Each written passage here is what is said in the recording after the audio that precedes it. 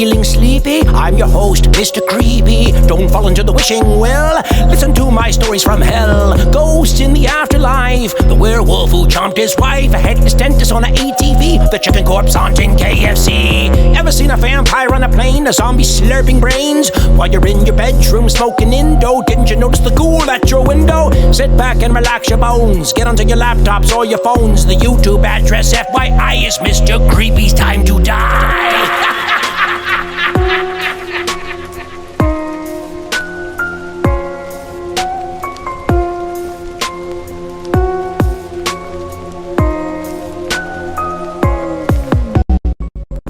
Bad evening.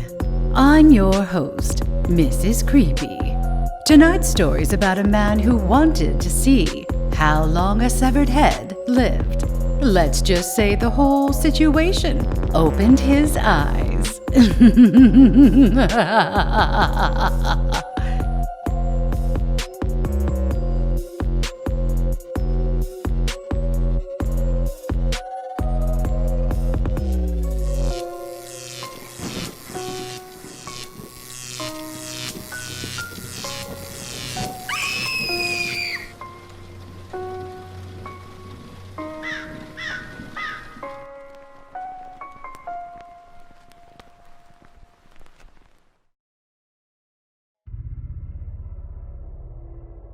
In 1905, a French doctor wanted to see how long consciousness remained in a severed head. In order to conduct his morbid experiment, he observed the execution of a prisoner by the name of Henry Lingual, by way of the guillotine. Promptly, after the blade of the guillotine severed the prisoner's head from his body, the French doctor Bureau would document his findings. Here then is what I was able to note immediately after the decapitation. The eyelids and lips of the guilty man worked in irregularly rhythmic contractions for about 5 or 6 seconds.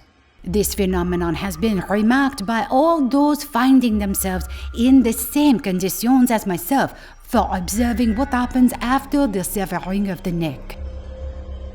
I waited for several seconds. The spasmodic movement ceased. It is then that I called in a strong, sharp voice, "Lingual! Lingual!" I saw the eyelids slowly lift up without any spasmodic contractions. I insist advisedly on this peculiarity, but with an even movement, quite distinct and normal, such as happens in everyday life with people awakening or torn from their thoughts. Next, Lingual's eyes very definitely fixed themselves on mine, and the pupils focused themselves. I was then not dealing with this sort of vague, dull look without any expression that can be observed any day in dying people to whom one speaks. I was dealing with undeniably living eyes which were looking at me.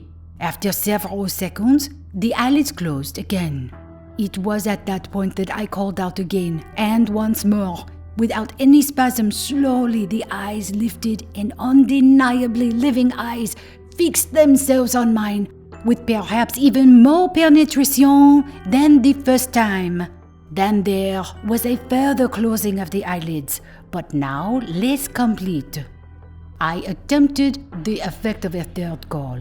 There was no further movement, and the eyes took on the glazed look which they have in the dead.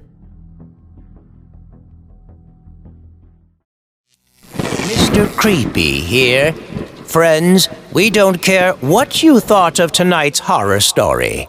If you don't stab the like button and slash the subscribe bell, this will happen to you. No! No!